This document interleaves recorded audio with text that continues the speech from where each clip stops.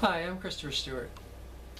My senseis absolutely love it when they have a chance to actually put me on display and show the world what I can do. They can only really do this when I'm on wires and springboards and air ramps. That's where I really show off my acrobatics.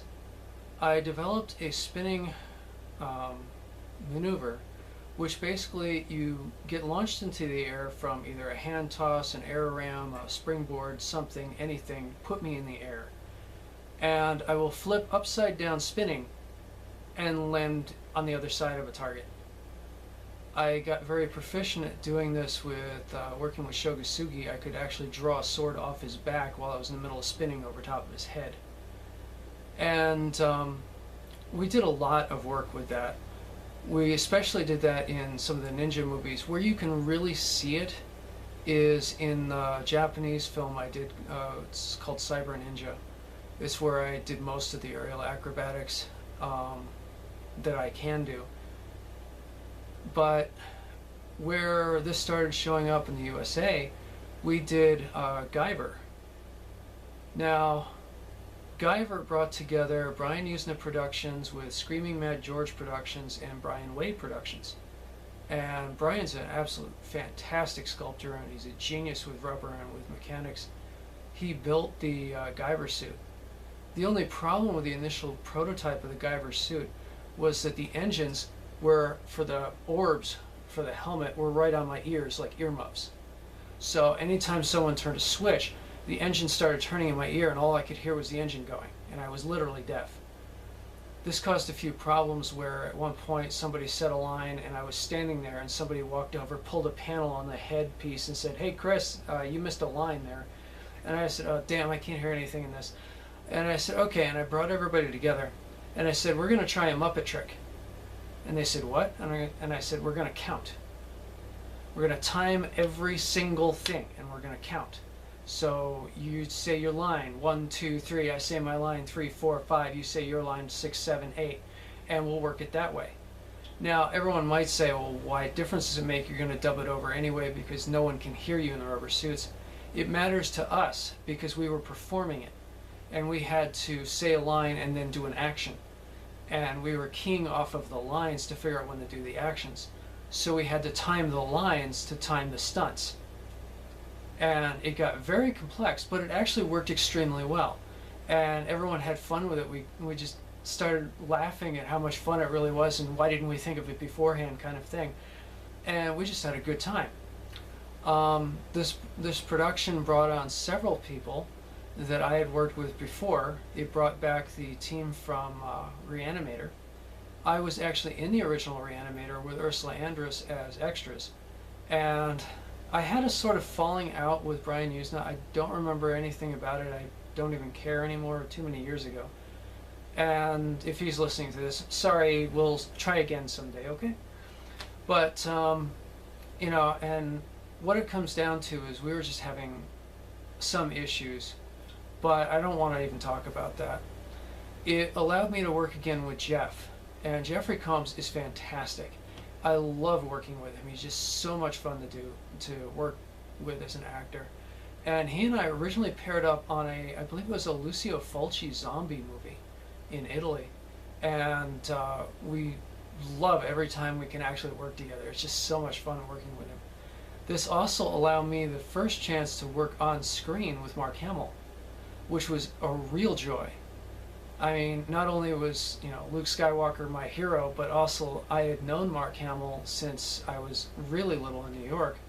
He had crashed audition for the Brooklyn Music Academy that we were doing a Shakespearean play, I think it was The Tragedy of Julius Caesar, that I was working on with my good friend Jess, who unfortunately died in '86. The world knows her as Heather Alexandria Day, the star of Cats, who was murdered by her husband in '86. And it brought, and that production also had a lot of friends of mine from Cats. But anyway, Mark had crashed the audition party, which was hilarious because he comes in and all the people in the academy are going, "Oh, come on, Mark, this is for kids." And it's like, oh yeah, great symbol for kids. Hey, don't become a famous actor in film because you'll never work again. You know, I mean, he was hilarious. Had all of us dying of laughter. But, you know, of course, he was just not allowed into that production. But this was the first time I could work with Mark. And it was a blast. I loved working with him. And after the production, it turned into almost a fun game because he had taken some sections of the film as dailies. Somehow he'd recorded some of it or obtained some part of it and was showing a section of the film in his bar in New York as a private screening. And he was showing this to Carrie Fisher. And he said, now Carrie, I did a movie with him, you got to do a movie with him. So she got thinking. And later on, what had happened was she had contacted Roger Corman and said, I need Chris. And I showed up and she goes, I have a monster suit and you're my actor because it has to be you because it's designed specifically to your measurements. Don't ask me how I got them in a way you'll never figure it out. But it's a monster suit specifically for you. So I have you, I have my monster. Roger, we need a film. And this catapulted into the production of The Terror Within. I'll talk about that in another video. But back to the Guyver. In the original Guyver, everything was sort of problematical, and a lot of it was because it was some of the first times that we were working with stunt suits like these. Some of the monster suits, some of the rubber was getting in the way. Some of the padding was a little bit off for doing martial arts. I mean, this is early rubber suit martial arts theater in the US. And Screaming Mad George was great at designing rubber, but not necessarily great at the movements and the entering the robotics and then adding a martial arts actor into it. So it had some drawbacks to it. The script was somewhat substandard, but it was a Brian Usna production. And we were okay with the production. It was kind of fun to do. And then, after the production was over, I got called back by a company in Japan. And Industrial Smoke and Mirrors had taken over the project. And they had said, we're going to do Guyver 2. And I said, fantastic. And they contacted Screaming Mad George, and they contacted Brian Wade, and they said, okay, I like Brian's style, I like everything he has. Screaming Mad George, give me the best from your entire production company. And they did. And they got together, and they all put together the rubber suits for the second Guyver series. And then we came back onto the set to do the rubber suit acting. And with adding in the production of Industrial Smoke and Mirrors, we brought in the Gurucci Brothers Flying Circus. Now, a lot of people don't know what Gurucci Brothers is. The Gurucci Brothers Flying Circus is a company that works out of Japan, and their motto is basically, are you a film stunt actor doing wire work? Do you have 5 minutes away from your production? Would you like to join us for a show? That's their catchline. So if you're a professional actor who does all this stunt work on wires, you then hook up with the Gurucci Brothers Flying Circus. And they travel from Shinjuku to Sendai across Japan, performing at various and different arenas all the way across Japan. And this brought together my sensei and great friend, Shogasugi. And so I'm Tony Hook on the mic with a pickle in my eye. And there's Sho climbing the ladder going, damn you, Tony Mike Hook, I'm going to get you for that.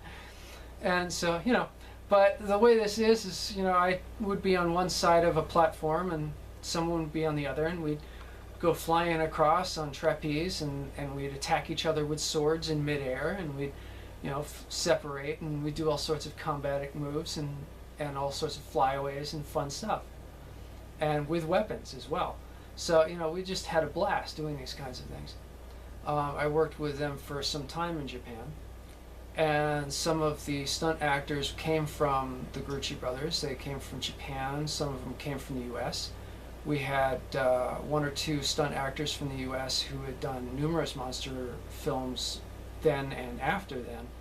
And they were a blast to work with. I remember one of the greatest times of my entire life is You know, the guy in the rhino suit is coming up to fight me, and he takes off the rhino head for the first time because he showed up in the rhino suit. And I went, oh my God, because it was the actor that does all of the Godzilla films. So I got to actually work against Godzilla in the entire production. It was fun. And like I said, you know, they love putting me on wires and showing what I can do, and that's what I really did in Guyver 2.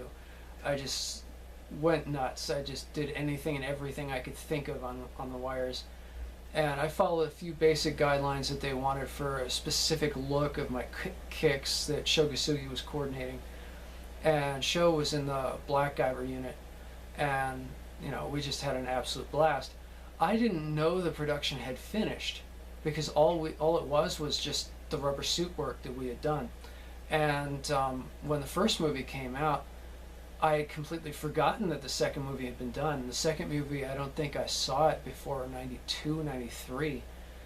And when I finally saw the final clip, I was like, oh my God, wow. Looking at all the CGI they added to it, going, no wonder it took them so long to produce this. You know, I was just amazed at the amount of CGI they added to it once the technology kicked in. And that was a wonderful production. And then when we go over to Roger Corman with The Terror Within, I'm in this big rubber suit monster that Carrie designed and whatnot. Designed it to be fireproof, waterproof, you name it proof. It's like almost a complete enviro suit, although I probably couldn't go out into space in the thing. And they had a microphone built into the head unit. So there was one point in time I'm walking through the station, and Roger wanted to scream. So I put my hands on my head and I screamed at the top of my lungs at a high-pitched whine. Blew out 3 mics, had feedback going everywhere all across, and they were like, oh my God, holding their ears and laughing, going, okay, tone it down, Chris, we gotta adjust something here because this is really out of control. And I'm sitting there laughing. Carrie's dying, going, I don't believe he caused feedback on 5 mics.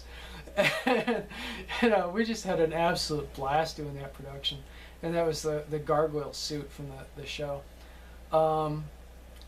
The Terror Within was a really fun production. We brought in people from all over, and Carrie did a bit in it, which, you know, she was using a stage name and contacts in her eyes, different makeup look. She looked absolutely beautiful in that film. I don't think I've ever seen Carrie look better, or except maybe in Fantastic Four. And she was just a joy, an absolute joy to work with. And once we got done with that, we went on to another production with Roger Corman. I won't necessarily go into all my monster suit work at once, but you know, we had a great time with these films. And I wanted to kind of string them together because you kind of get an understanding of the build. First you have the first Guyver and the second Guyver, which were pretty much shot at the same time, except for some of the extra work. You know, they did a lot of the live acting work away from us. So we didn't even know that it was almost like a second part of a film. They did that all second unit. And when we did, and I think we were actually doing the Terror Within about the same time as they were doing Guyver 2. So it all kind of gelled in one big mess. And it was a lot of fun. It really was. And I want to thank all of the sculptors and all the rubber suit makers and all the electricians that made all of the mechanical devices work so that the suits worked. They're fantastic suits.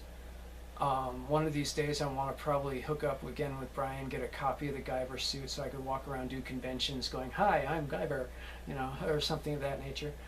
But that's years down the road, some point maybe in my life. Right now I'd rather just get an agent, get back into doing it. I mean, I love doing rubber suit work. It's just absolutely a joy. And thank you.